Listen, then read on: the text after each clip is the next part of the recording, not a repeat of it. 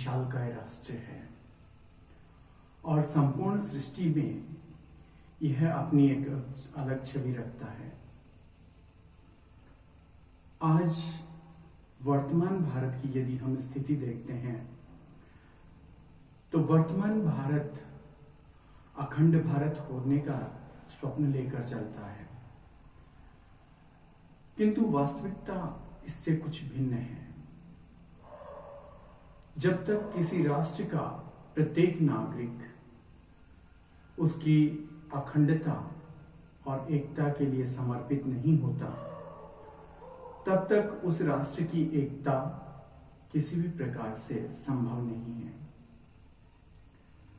भारत में सनातन धर्म, इसके अतिरिक्त भी अन्य कई धर्म, सिख, जैन, ईसाई, मुस्लिम, लेकिन इनमें जो वैमनस्य अभी फैला हुआ है, इनमें जो द्वेष की भावनाएं हैं, वह इस राष्ट्र की एकता और अखंडता के लिए कहीं भी सहयोगी नहीं लग रही।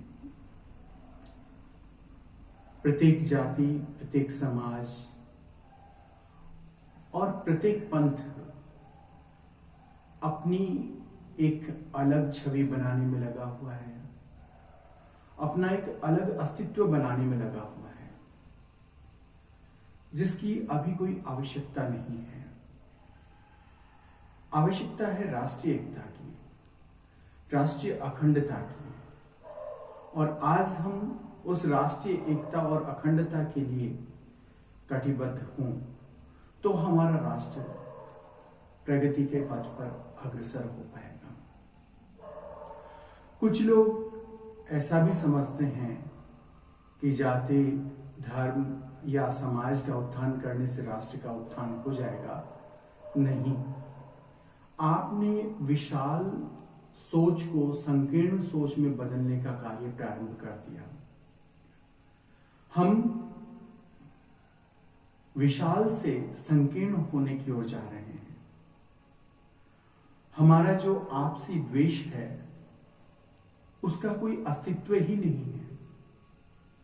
1850 में कोई घटना हमारे साथ हुई किसी जाति या धर्म को लेकर के, या उससे भी पूर्व हुई, उस बात को यदि हम आज अपने मन में रख करके वैमनस्य फैला रहे हैं तो यह कहां तक उचित होगा।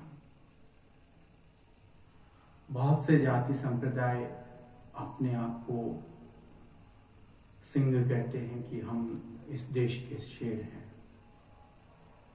तो अपनी ऊर्जा का, अपनी ताकत का, अपने ज्ञान का इस राष्ट्र के उत्थान में हम उपयोग क्यों नहीं करेंगे? क्या हम अपने राष्ट्र की प्रगति में सहयोगी नहीं बन सकते? जब तक हम जातिगत समाजवाद की धारा से ऊपर नहीं उठेंगे, तब तक हम राष्ट्र के हितैषी नहीं हो सकते। समाज का उद्धार अवश्य करें, लेकिन राष्ट्र के हित में समाज होना चाहिए, समाज के हित में राष्ट्र नहीं। यदि हमारा समाज राष्ट्र के हित में कार्य करता है तो हमारे कार्य निरंतर प्रगति की ओर जाएंगे, और यदि हम समाज को केंद्र बिंदु मान करके कार्य करते हैं तो हमारी राष्ट्रीय भावना गौण हो जाएगी, और जब हमारी राष्ट्रीय भावनाएं गौण हो जाती है तो हम इस देश में शून्य हो जाते हैं। बंटवारे के समय भारत का जब विभाजन हुआ था 1947 में, तो इस देश के दो भाग हुए, एक हिंदुस्तान, दूसरा पाकिस्तान। पाकिस्तान को बंटवारे के समय जो राशि मिली, जो धन मिला, उस राशि और उस धन का उपयोग उसने युद्धों में, आतंकवाद में और न जाने अन्य कितने कुकर्मों में उस धन को खर्च किया। यदि वही पाकिस्तान अपने उत्थान में वो पैसा लगाता, अपनी पूरी ताकत अपने उत्थान में लगाता, तो उस समय पाकिस्तान की आबादी क्या थी? एक छोटी सी आबादी थी, और आज पाकिस्तान सिंगापुर से भी बड़ा सुंदर शहर और देश होता, लेकिन उसने अपने लोगों को एक जातीय संकीर्णता, एक धार्मिक संकीर्णता में बांध करके उनका शोषण किया, उनका विनाश किया। आज वहां के युवा, वहां के यूट्यूबर को आप देखेंगे तो वो इस बात को लेकर के बड़े दुखी हैं कि उनके जो बड़े थे उन्होंने बहुत गलत किया, उनकी सरकारें जो है उन्होंने बहुत गलत किया, उन्होंने कभी भी राष्ट्र हित में या वहां के जन सामान्य के हित में कोई कार्य नहीं किया। ऐसा कोई भी कार्य उन्होंने नहीं किया जिस पे पाकिस्तान का नागरिक सर उठा करके कह सके कि ये कार्य हमारी तरफ से बहुत श्रेष्ठ किया गया था। जो स्थिति पहले पाकिस्तान की थी वो आज भारत में होती जा रही है। भारत के लोग संकीर्ण होकर के जातीय बंधन में बंध चुके हैं, अपने छोटे छोटे पंथ, छोटे छोटे समाज बना करके, या जो बने हुए समाज थे उनके दायरे सीमित कर लिए, राष्ट्र को गौण कर दिया।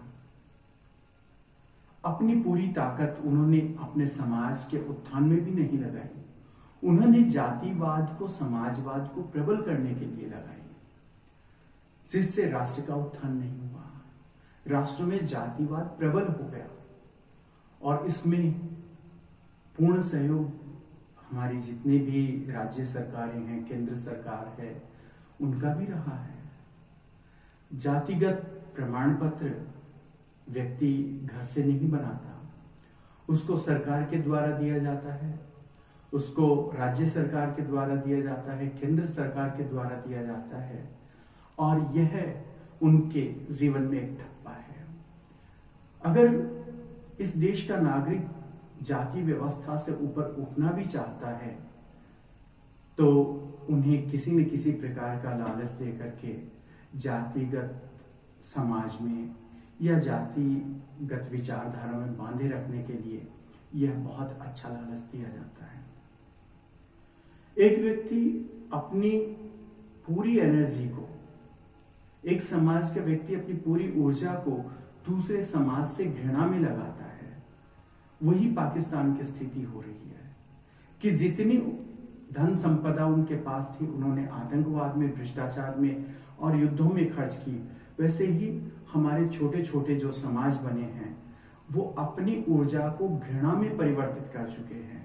दूसरे संप्रदायों से, दूसरी जातियों से घृणा ही अब उनका उद्देश्य बन चुका है। वे राष्ट्रीय एकता, अखंडता की बात नहीं करेंगे, वे समाज के लिए भी कुछ नहीं करेंगे, वे समाज के नाम पर अपनी राजनीति को प्रफुल्लित करेंगे। समाज के किसी भी व्यक्ति का उत्थान करना उनका उद्देश्य नहीं है। उनका उद्देश्य स्वयं का और अपने जातिगत समूह को लेकर के राजनीति में उनका दुरुपयोग करना है। जब तक हम इस बात को समझेंगे बहुत देर हो जाएगी। मान लीजिए किसी जाति का किसी दूसरी जाति ने शोषण किया, और वो कब किया, उस समय का बदला क्या आज हम ले सकते हैं किसी से? ना तो जिनका शोषण हुआ वो यहां है और ना जिन्होंने शोषण किया वो यहां है।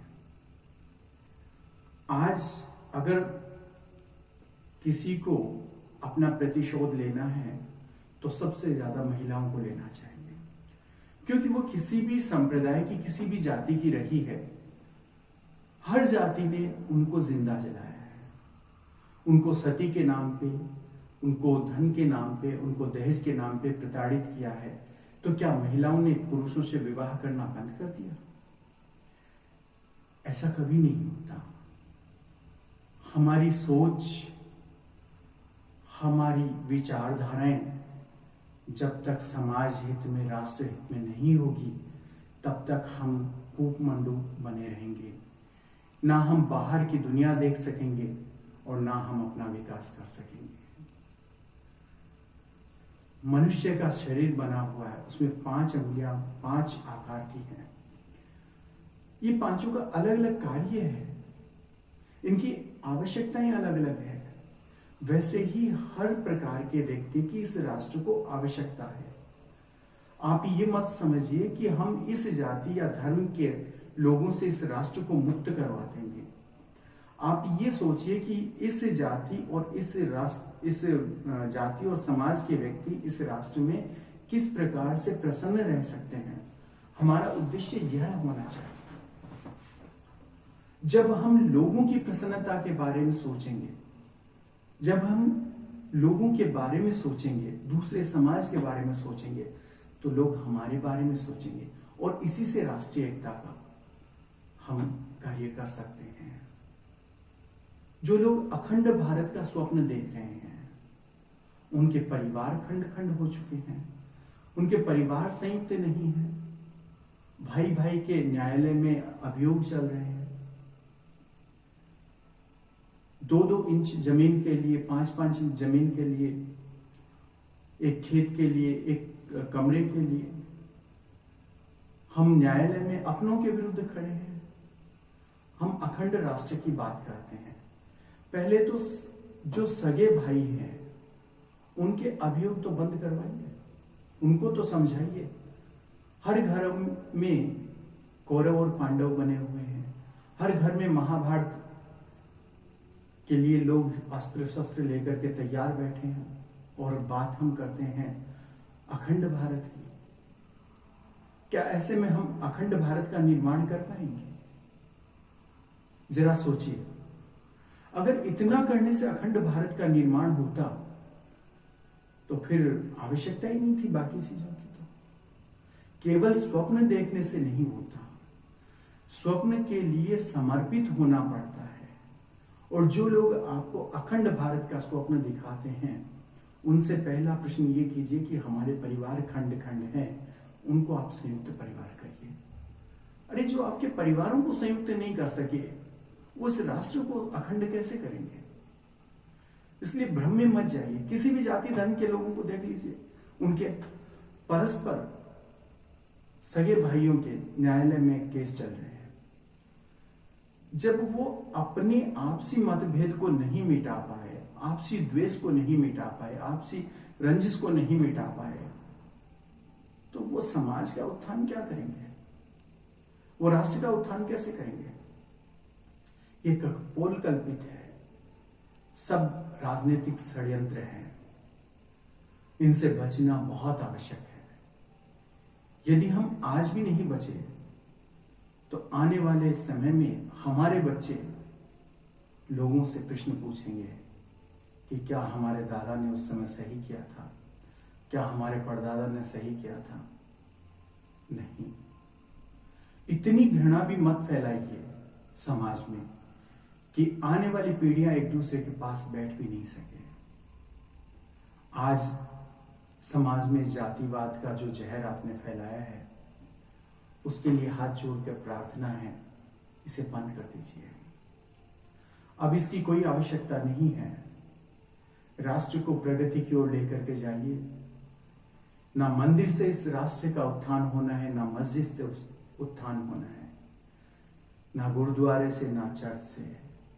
इस राष्ट्र का उत्थान होना है जब राष्ट्र के लोगों में आत्मिक शांति रहेगी, जब चित्त शांत रहेंगे, जब परस्पर प्रेम रहेगा, एक दूसरे के प्रति सहयोग की भावना रहेगी, तब इस राष्ट्र का उत्थान होगा। मनुष्य बड़ा स्वार्थी है। जब उसे रक्त की आवश्यकता होती है, जब कोई हॉस्पिटलाइज होता है, डॉक्टर कहता है ब्लड लेके आओ, तो ब्लड लेने जब जाते हैं तो ब्लड ग्रुप बताते हैं, जाति नहीं बताते कि मुझे तो इस जाति का ब्लड चाहिए। क्यों? उस समय भी जाति के हिसाब से ब्लड लेना चाहिए ना। तो अपने परस्पर वैमनस्य को छोड़ करके आने वाली पीढ़ियों को सही दिशा दीजिए। इस देश को बाबा साहब अम्बेडकर, स्वामी विवेकानंद, राजा राममोहन राय, प्रभु श्री कृष्ण जैसे, अर्जुन जैसे योद्धाओं की, कर्मठ लोगों की, विद्वानों की, प्रकांड पंडितों की आवश्यकता है। जो जाति और समाज का जहर फैला रहे हैं, ऐसे लोगों की आवश्यकता नहीं है। ये वो शकुनी हैं जो हमारे साथ रहते हुए हमारा विनाश कर रहे हैं। जिस तरह से दुर्योधन को सदैव शकुनी ने विनाश के मार्ग की ओर अग्रसर किया था, वैसे ही ये हर समाज, हर जाति में बैठा हुआ शकुनी हमें एक नए महाभारत की ओर लेकर के जा रहा है, जिसका अंत सिर्फ मृत्यु है। विजय किसी की नहीं होती, और विजय होती भी है तो क्या उनके लोग नहीं मरते? जो विजय श्री प्राप्त करते हैं उनके मुकुट भी उनके अपनों के खून से सने हुए होते हैं। तो अपनों के खून से सना हुआ मुकुट पहन करके क्या हम शासन कर पाएंगे? क्या हम इस राष्ट्र में शांति और सौहार्द बना पाएंगे? नहीं। शिक्षा पे ध्यान दीजिए, अपने बच्चों को सही मार्ग पर लेकर के जाइए, अपने बच्चों को ईर्ष्या द्वेष से बचाइए, घृणा से बचाइए, उनमें तो कम से कम प्रेम पनपने दीजिए एक दूसरे के प्रति। राष्ट्र का महत्व बताइए, राष्ट्र की एकता अखंडता आपसे अच्छा कोई नहीं बता सकता। अखंड भारत का स्वप्न हमें नहीं देखना, हमें अखंड परिवार और अखंड भारतीय होने का स्वप्न देखना है कि हम ऐसे भारतीय हों कि जब भारतीय को आवश्यकता हो तो हम बिना जाति समाज धर्म के खड़े हो जाएं। जब सड़क पर कोई बाइक लेकर के जा रहा है और उसका साइड स्टैंड लगा हुआ होता है तो हम तुरंत उसे आवाज देके ये कहते हैं कि भैया आपका स्टैंड लगा हुआ है। इसका मतलब हमारी मानवता आज भी जीवित है, आज भी हमने जाति धर्म समाज नहीं पूछा। वरना तो हम ये सोचते हैं अरे ये तो इस जाति का है, ठीक है, एक्सीडेंट हो जाएगा, मर जाएगा। नहीं, आज भी हमारी मानवता किसी न किसी रूप में जीवित है, उसे कृपया जीवित बनाए रखिए। आपसे यही विनती है कि इस देश को पाकिस्तान मत बनाइए। अपनी ऊर्जा को जिस तरह से हमारे महापुरुषों ने इस राष्ट्र के उत्थान में लगाई थी और उनके नाम पर आज हम राजनीतिक रोटियां सेक रहे हैं, वैसे ही कम से कम हम भी हमारे समाज में, हमारे परिवार में बच्चों को अच्छी शिक्षा दे करके एक नए राष्ट्र का निर्माण करें। अगर बाबा साहब अम्बेडकर ये सोच लेते कि सब मुझसे घृणा करते हैं, सब गलत लोग हैं, मुझे इनसे प्रतिशोध लेना है, तो क्या आज वो इस देश में पूजनीय होते हैं? उन्होंने कहा नहीं, ये लोग अपना काम कर रहे हैं, मुझे मेरा काम करना है।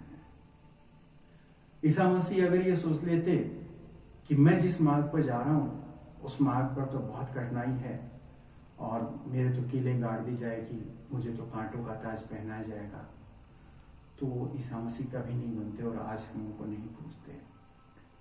महात्मा बुद्ध सर्वस्व त्याग करके वन में कभी नहीं जाते। अगर वो सोच लेते कि नहीं, मुझे क्या फायदा, अपने लाभ को, अपने हितों को आप एक बार छोड़िए, इस राष्ट्र को और आने वाली पीढ़ियों के जो हित हैं उनको ध्यान में रखते हुए इस राष्ट्र के कल्याण के लिए कार्य कीजिए, क्योंकि यह राष्ट्र केवल हमारा है, मेरा नहीं, किसी एक जाति धर्म का नहीं, संपूर्ण भारतीयों का है। और जब हम एकता के सूत्र में बंध जाएंगे तो हमारा शोषण कोई नहीं कर पाएगा, क्योंकि भारतीयों की परंपरा रही है। ना ये मुगल काल में एक थे, ना ये डच काल में, ना पुर्तगालियों के समय में, और ना ये अंग्रेजों के समय में। इसलिए बाहरी आक्रांता आए और हम पे शासन किया और हमें लात मार करके चले गए। और हमारा शोषण इसीलिए हुआ क्योंकि हम कान के कच्चे हैं। हमें कान का कच्चा नहीं होना, हमें इस राष्ट्र के लिए एक दूसरे पर विश्वास करना है, एक दूसरे का सहयोग करना है। आप घृणा को छोड़ करके अपने उत्थान में, अपनी पीढ़ी के उत्थान में लगिए। आप ये बताना बंद कीजिए कि ये गलत है, ये बुरा है, इसने ऐसा किया। नहीं, वो स्वयं पढ़ लेंगे, उनको स्वयं को ज्ञात है, आपके बताने की आवश्यकता नहीं है। जब वो विद्यालय में जाएंगे, महाविद्यालय में जाएंगे, किसके साथ क्या हुआ, वो ग्रंथ स्वतः बताएंगे, उसमें आपको कहीं किसी को कुछ अतिरिक्त बताने की आवश्यकता नहीं है। इसलिए आपसे पुनः निवेदन है कि आप इस नफरती जहर को छोड़ करके राष्ट्रीय एकता और उत्थान में सहयोग कीजिए। धन्यवाद।